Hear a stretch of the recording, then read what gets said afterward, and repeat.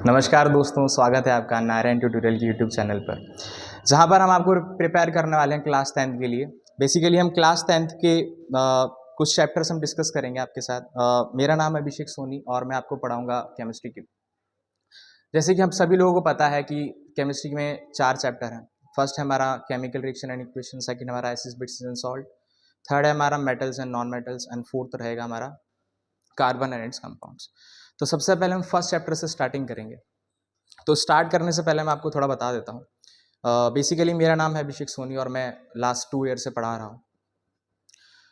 तो स्टार्ट करते हैं हमारा चैप्टर, जिसका नाम है chemical reaction and equation. Chemical reaction and equation की स्टार्ट करने से पहले मैं आपको एक क्वेश्चन करना चाहूँगा कि what do you mean by chemistry.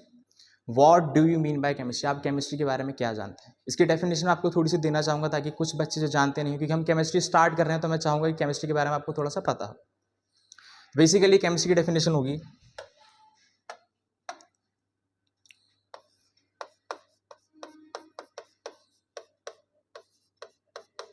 Chemistry is defined as branch of science which deals with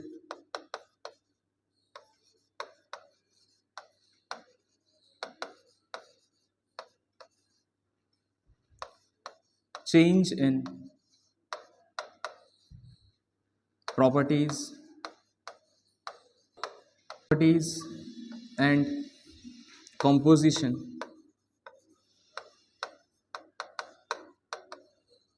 of matter. सभी बच्चे जानते हैं कि मैटर क्या होता है। जो बच्चे नहीं जानते उसके लिए एक बार डिफाइन कर देते हैं कि matter is anything which is occupy space and mass. कोई भी ऐसा सब्सटेंस जिसके पास मास होता है या एक स्पेस ऑक्यूपाई करता है उसको मैटर बोलते हैं। Everything around us is matter.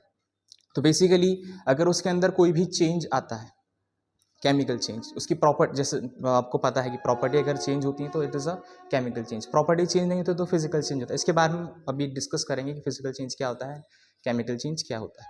तो बेसिकली मैटर की कंपोजिशन में और प्रॉपर्टीज़ में अगर कोई चेंज आता है तो केमिस्ट्री के अंदर हम उसको स्टडी करते हैं। क्लियर। तो अभी मैंने आपको नाम लिया कि फिजिकल चेंज और केमिकल चेंज के बारे में, तो थोड़ा डिस्कस कर लेते हैं। क्यों? क्योंकि जब हम पढ़ेंगे केमिकल रिएक्शन के बारे में तो chemical reaction is a type of a chemical change. तो इसके लिए आपको थोड़ा बहुत नॉलेज होना चाहिए what do you mean by chemical change. तो केमिकल चेंज अगर पढ़ेंगे तो मुझे नहीं लगता कि फिजिकल चेंज को छोड़ना अच्छा रहेगा। तो मैं दोनों ही आपको बता देता हूँ कि फिजिकल चेंज और केमिकल चेंज क्या होता है। दोनों के डिफरेंस के बारे में हम थोड़ा डिस्कस कर लेते हैं। फर्स्ट हमारा है फिजिकल चेंज, सेकंड हमारा होगा chemical change.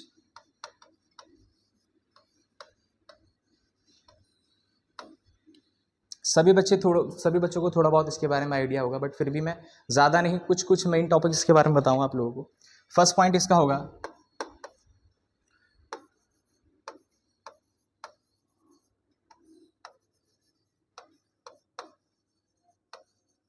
No new substances formed. जैसे इनको बेसिकली फिजिकल चेंज में कोई भी नया सब्सटेंस का फॉर्मेशन नहीं होता है। मैं आपको फिजिकल चेंज की थोड़ा एग्जांपल देता हूँ कि कहाँ कहाँ आपको फिजिकल चेंज देखने को मिल सकता है। Like evaporation is a physical change and also colour in change is also physical change भी हो सकता है। ऐसे ही जब आपको केमिकल चेंज के बारे में बताएंगे तो उसके अंदर भी आपको कुछ एग्जाम्पल दे देंगे ताकि आपको ईजी रहेगा समझने में। तो फर्स्ट पॉइंट हमारा केमिकल रिएक्शन में होगा न्यू सब्सटेंस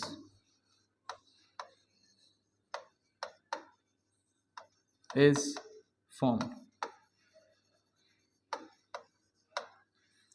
फिजिकल चेंज में कोई भी नया सब्सटेंस नहीं बनता है, जैसे मैंने आपको थोड़ी देर पहले बताया। और केमिकल चेंज में नया सब्सटेंस का फॉर्मेशन होता है। क्यों? क्योंकि मैटर की कंप्लीटली प्रॉपर्टीज चेंज हो जाती हैं, और जब प्रॉपर्टीज चेंज हो जाती हैं तो एक केमिकल चेंज देखने को मिलता है। जब प्रॉपर्टीज चेंज हो जाएगी तो ऑब्वियस बात है हमारा सब्सटेंस जो है नई प्रॉपर्टी शो करेगा और उसका फॉर्मूला भी डिफरेंट हो जाएगा, उसकी प्रॉपर्टीज भी डिफरेंट हो जाएगी, कॉम्पोजिशन भी डिफरेंट हो जाएगी। क्लियर। सेकेंड पॉइंट के बारे में डिस्कशन कर लेते हैं।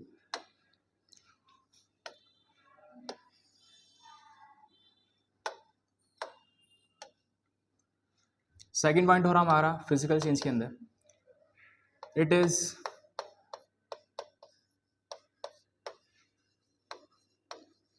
Temporary change. So basically physical change is a temporary, मतलब इस किसी कभी भी किसी भी टाइम इसको हम चेंज कर सकते हैं। लाइक जैसे अगर आप एग्जांपल लेंगे change in state like ice to convert in water, ठीक है, आपने इसको जब हीट देते हैं तो आइस कन्वर्ट हो जाती है वाटर के अंदर, बट जब आप इसको कूल करेंगे वापस से, आप लाइक वाटर को कूल करेंगे तो आपको क्या मिलेगा, वापस से आपकी आइस मिल जाएगी। तो जो है इसके अंदर कोई टेम्परेरी चेंज ही होता है, कोई परमानेंट चेंज नहीं होता है। परमानेंट चेंज किसके अंदर होगा, परमानेंट चेंज होगा हमारा केमिकल चेंज में। It is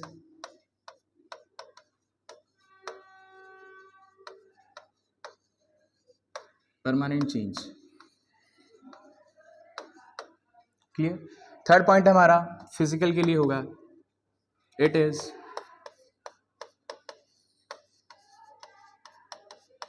easily reverse. Physical change easily reverse हो जाता है, जैसे हमने अभी मैंने आपको एग्जांपल दिया था आइस के बारे में, हम थोड़ा डिस्कस कर लेते हैं चलिए। लाइक हमारा example ice will converted into water. Cause अगर अपन देखें तो क्यों कब होगा, जब आइस को हम वाटर में कन्वर्ट करना है तो इसको हम देंगे हीट। क्लियर। और जब वाटर को आइस में कन्वर्ट करना है तो उसको करना पड़ेगा हमको कूल। आई होप सो इस एग्जांपल से आपको दोनों पॉइंट क्लियर होंगे। It is a temporary change, क्योंकि आइस से वाटर, देन वाटर से वापस आइस हमको मिल सकता है। थर्ड पॉइंट हमारा इट इज इजीली रिवर्सिबल, मतलब आइस से वाटर बन सकता है और वाटर से आइस बन सकता है। इससे ज़्यादा पॉइंट हम डिस्कस नहीं करेंगे। इसके बाद हम आते हैं थर्ड पॉइंट हमारा केमिकल चेंज का।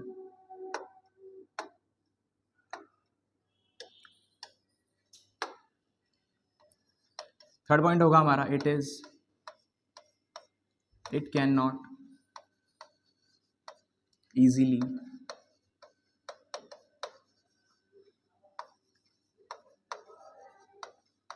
रिवर्स, मतलब इस चेंज को हम वापस से रिवर्स नहीं कर सकते हैं, क्योंकि देखिए हमारे जो कंपाउंड बना है, जो भी हमारे प्रोडक्शन हुआ है, उसको हम वापस हमारे रिएक्टेंट के अंदर नहीं ला सकते हैं, नहीं कन्वर्ट कर सकते हैं। अब रिएक्टेंट क्या होता है, प्रोडक्ट क्या होता है, हम डिस्कस करेंगे फर्दर आगे टॉपिक्स में।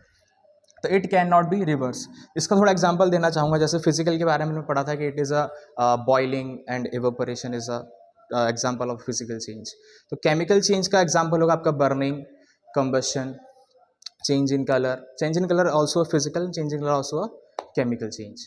क्लियर। तो जब आप किसी चीज़ को बर्न करेंगे, जब भी किसी चीज़ को बर्न करेंगे तो आपका क्या होगा, केमिकल चेंज। लाइक जैसे अगर आप बात करें पेपर की, पेपर को कन्वर्ट करना हो, पेपर को अगर बर्न करेंगे तो किसके अंदर चेंज हो जाएगा,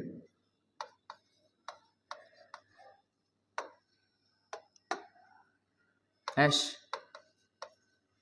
पेपर को बर्न करेंगे तो ऐश बन जाएगी।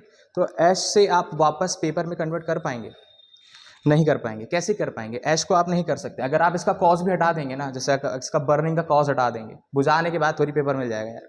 तो बेसिकली केमिकल चेंज में आप अपने प्रोडक्ट को वापस रिएक्टेंट में कन्वर्ट नहीं कर सकते। इससे हमारा जो था सेकंड पॉइंट भी वेरीफाई हो गया कि it is a permanent change, क्योंकि ऐसे आप वापस पेपर को नहीं बना सकते।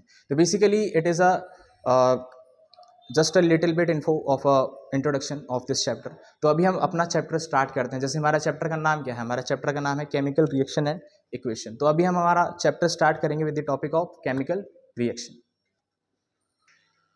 तो हमारा नेक्स्ट टॉपिक है केमिकल रिएक्शन।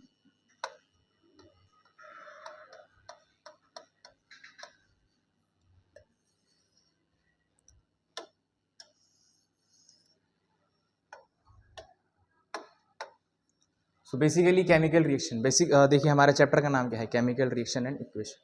तो अब हमारा मेन चैप्टर स्टार्ट होता है जिसका नाम है केमिकल रिएक्शन। इसके बारे में हम थोड़ा देख लेते हैं केमिकल रिएक्शन होता क्या है। A process in which substance or substances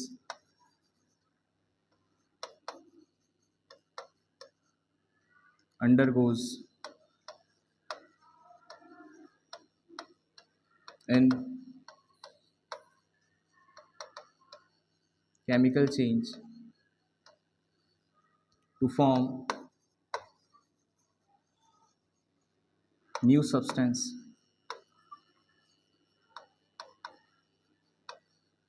with different properties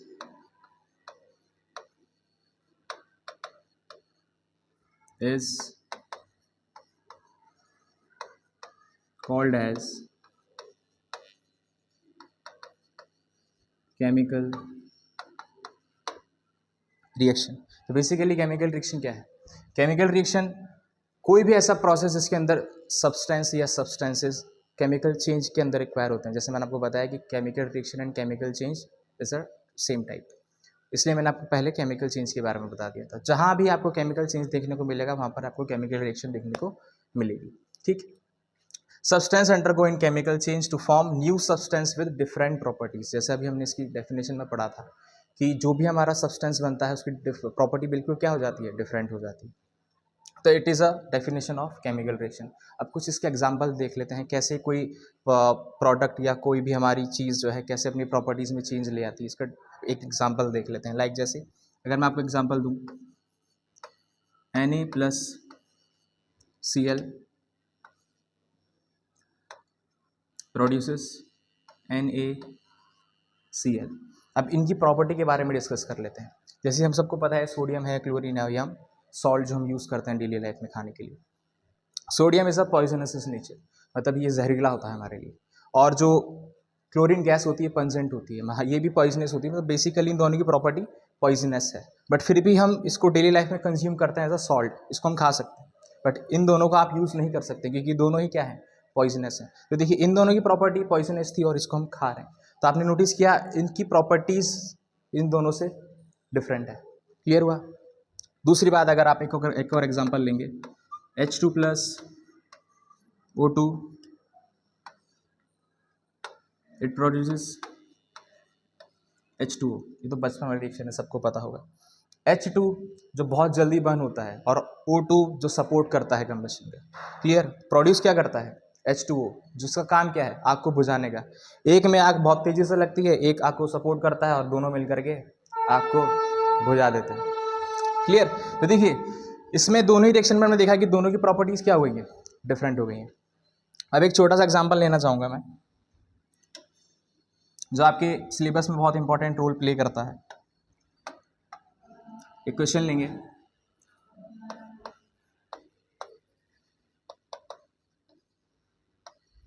burning of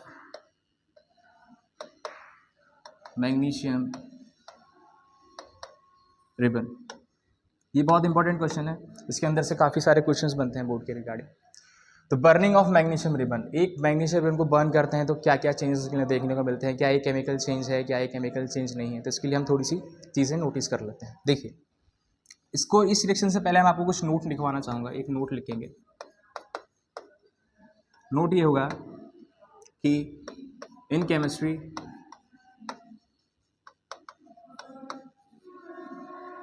burning and combustion means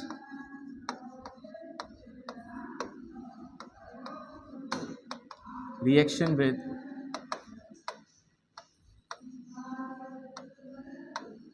oxygen. मतलब अगर आपको कहीं भी नाम दिख जाए बर्निंग और कंबशन, तो आपको सबसे पहले किसके साथ रिएक्शन करानी है, ऑक्सीजन के साथ। तो क्या कर रहे हैं, बर्निंग ऑफ रिबन। किसका रिबन, मैग्नीशियम रिबन। तो इसकी हम एग्जांपल ले लेते हैं इसकी रिएक्शन का। किसको बर्न करना है, मैग्नीशियम को बर्न करना है। बर्न करना इन द सेंस कि किसके साथ रिएक्शन करानी है, ऑक्सीजन के साथ। तो +O2 ये प्रोड्यूस करता है MgO, जिसका नाम होता है मैग्नीशियम ऑक्साइड। बट जब ये रिएक्शन होती है तो इसके प्रैक्टिकल में आपने देखा होगा, नहीं देखा होगा तो मैं बता देता हूँ। बेसिकली जब इसका हम बर्निंग करते हैं तो एक वाइट डेजलिंग फ्लेम निकलती है। जब मैग्नीशियम रिबन बर्न होता है तो it will produce white dazzling flame and white magnesium oxide. मतलब जब इसको बर्न करेंगे तो हमने देखा है जब भी किसी को बर्न करते हैं ना तो येलोइश टाइप का निकलता है, बट जब मैग्नीशियम ब्रोम को बर्न करेंगे तो एक वाइट कलर की फ्लेम निकालेगा और प्रोड्यूस करेगा मैग्नीशियम ऑक्साइड, जिसका कलर भी कैसा होगा, वाइट। तो मतलब जो ये मैग्नीशियम ऑक्साइड है उसका कलर कैसा होने वाला है, वाइट। और जब इसको बर्न करेंगे तो इसका जो फ्लेम निकलेगी वो भी कैसे निकलेगी, डेजलिंग फ्लेम, जो भी किसी कौन से कलर की होगी, वाइट कलर की। तो it is a basic information of a chemical reaction. अब हम जो है नेक्स्ट क्लास में डिस्कस करेंगे कि केमिकल रिएक्शन की कैरेक्टरिस्टिक्स क्या है। कैरेक्टरिस्टिक्स क्या होती हैं, जैसे कि आप किसी भी इंसान को किस बेसिस पर आप पहचान पाएंगे, उसकी क्या प्रॉपर्टीज़ होगी जिससे आप उसको पहचान पाएँ। जैसे अगर मैं आपको क्वेश्चन करूँ कि जैसे डिफरेंट एग्जाम्पल पर आते हैं, जैसे आप क्लास में आए हैं, आप क्लास में टीचर को कैसे पहचानेंगे, टीचर है, ऑब्वियस बात है जो पढ़ा रहा है वो टीचर ही होगा। तो वैसे ही डिफरेंट काइंड की डिफरेंट कैरेक्टरिस्टिक्स होती है। तो वैसे ही केमिकल रिएक्शन की कुछ कैरेक्टरिस्टिक्स होगी जिसके बारे में हम नेक्स्ट क्लास में डिस्कशन करेंगे। Thank you.